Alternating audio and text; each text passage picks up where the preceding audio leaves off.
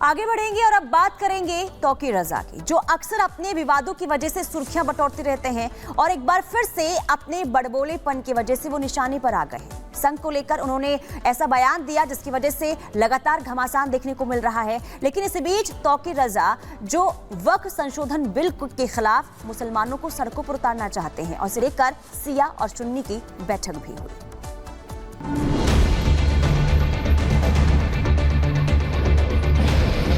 RSS आतंकी संगठन है, आरएसएस पर पाबंदी लगाई जानी चाहिए।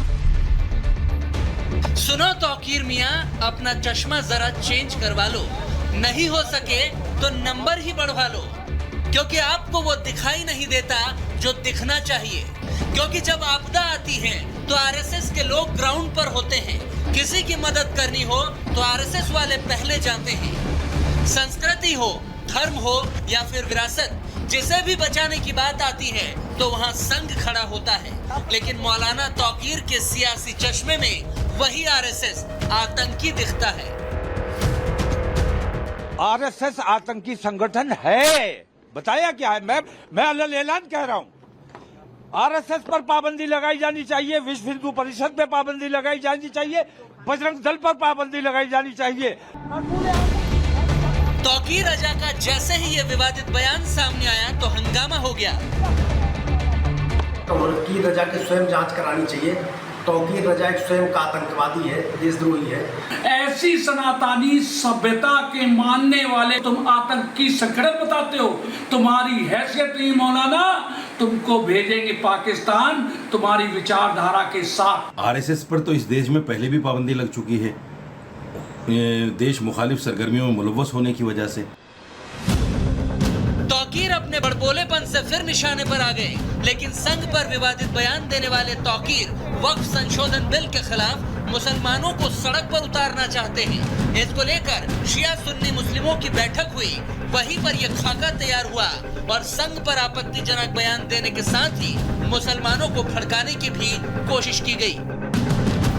खुली दुश्मनी कर रहे हो, इसका मतलब यह है कि अब हमें अपने वजूद को, हमें औकाफ को नहीं बचाना है, हमें अपनी मस्जिदों को बचाना है, हमें अपनी दरगाहों को बचाना है।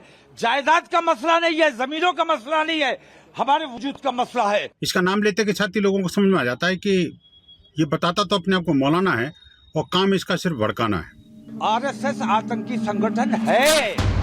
लोगों को भड़काने के लिए तौकीर हमेशा विवादित बयान देकर सुर्खियां बटोरना चाहते हैं। लेकिन सिर्फ तौकीर नहीं, बल्कि जमात की पूरी फैक्ट्री है जो संघ विरोधी एजेंडा चला रही है।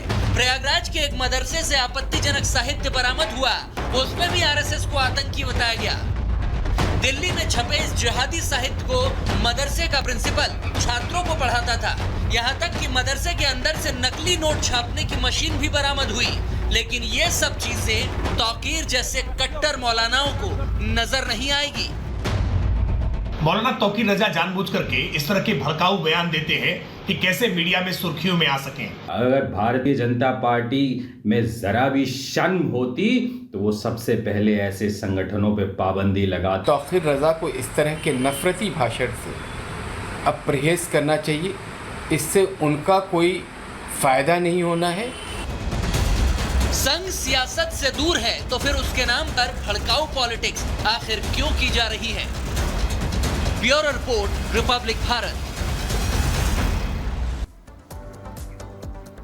तो तौकीर रजा जिसने एक बार फिर से जहर उगला है, क्या कहा है वो समझाते हैं आपको। देखिए, तौकीर रजा ने आरएसएस पर जहर उगला है और ये कहा है कि आरएसएस आतंकी संगठन बैन लगाओ, यानी कि आरएसएस को आतंकी संगठन बता दिया गया। बजरंग दल पर पाबंदी लगाई जानी चाहिए, ये भी बयान दिया गया है तौकीर रजा की तरफ से। शांति चाहिए तो संगठन पर प्रतिबंध लगाओ, ये तमाम तरीके से बयान जो है वो तौकीर रजा की तरफ से दिए गए हैं। वक्फ संशोधन बिल पर भी भड़काऊ बयान दिया गया और ये कहा गया कि नए वक्फ बिल का विरोध करते हैं, यानी कि मुसलमानों को सड़क पर आना चाहते हैं, विरोध प्रदर्शन वो करवाना चाहते हैं। वक्फ संपत्तियों पर खाली कराया जाए, सरकारी कब्जा, ये कहा गया है।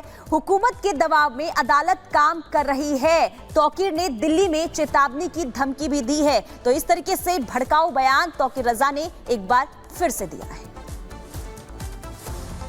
और अब बात किम जोंग की कर लेते हैं, जिनके गुस्से की चर्चा एक बार फिर से पूरी दुनिया में हो रही है, क्योंकि इस बार उन्होंने अपने ही 30 अधिकारियों को फांसी की सजा का फरमान सुना दिया है और इन पर आरोप है कि इन्होंने लापरवाही बरती है। क्या है पूरा मामला, इस रिपोर्ट में आपको दिखाते हैं। किम का ऑर्डर, अफसरों का मर्डर।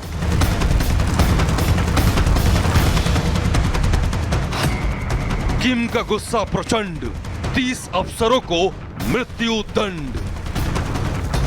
जी हां, अमेरिका तक की नाक में दम करके रखने वाले नॉर्थ कोरिया के तानाशाह किम जोंग एक बार फिर सुर्खियों में है।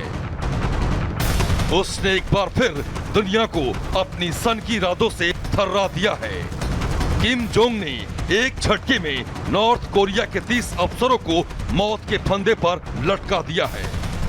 किम का कातिलाना कानून, बहाया 30 अफसरों का खून। दरअसल पिछले महीने उत्तर कोरिया के चगांग प्रांत में भीषण बाढ़ आई, जिसने चगांग में भयानक तबाही मचाई।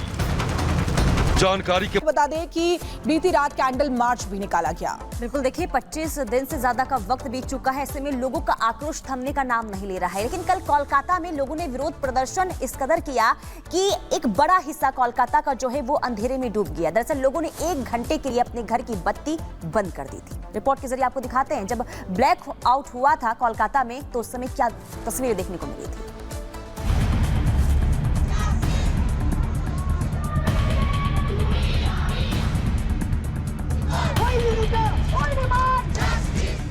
कोलकाता में डॉक्टर रेप और मर्डर के मामले में लोगों का आक्रोश बढ़ता ही जा रहा है। आरजीकर अस्पताल में लेडी डॉक्टर के साथ हुई दरिंदगी के मामले में इंसाफ दिलाने के लिए वहां लगातार विरोध प्रदर्शन हो रहे हैं। इसी कड़ी में बुधवार रात भी कोलकाता के लोगों ने रात 9 से 10 बजे के बीच 1 घंटे लाइट बुझाकर अपना आक्रोश जाहिर किया। इस विरोध प्रदर्शन में जहां बीजेपी के नेता शामिल हुए, तो वहीं कई नामचीन कलाकारों ने भी अपने घरों की लाइटें बुझाकर आरजीकर अस्पताल में हुए हैवानियत के खिलाफ अपना विरोध जताया। इस विरोध प्रदर्शन का असर पूरे कोलकाता पर दिखाई दिया। सैकड़ों की संख्या में